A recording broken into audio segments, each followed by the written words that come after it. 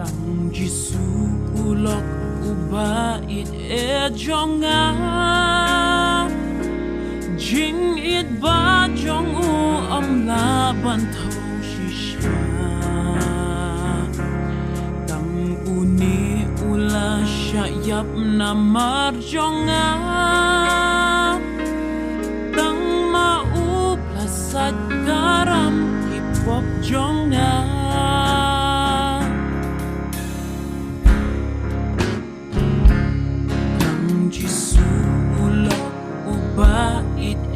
Jonga ulama baro kipop jonga dalas nam upen kuitam banya kayo da jing it sim jonga shupen he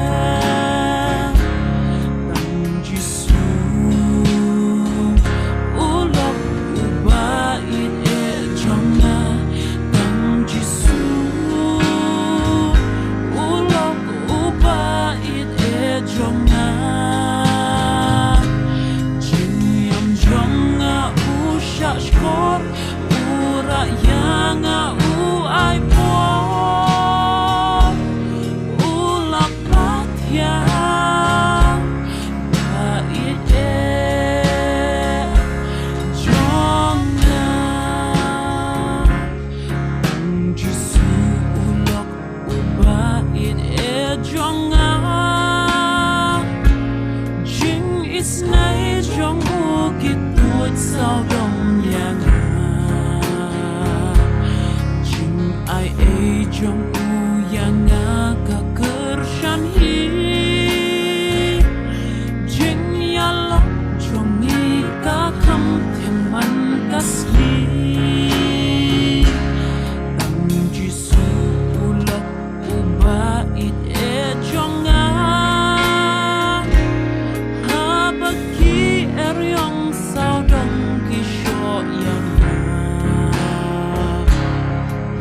Shadem jom u khot bangan rit ngan da kikti ba in jong u kdut yang a Jisu ulok u ba it e jong a Tang Jisu ulok u ba it e jong a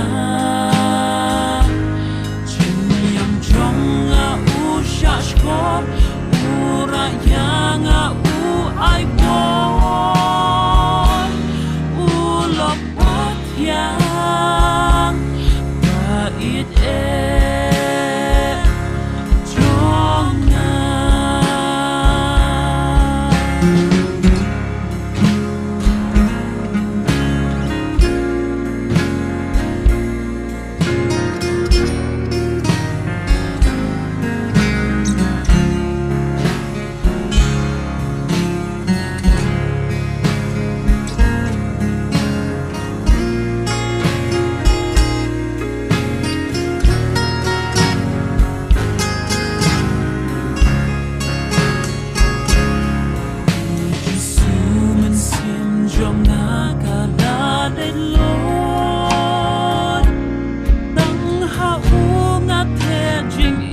trong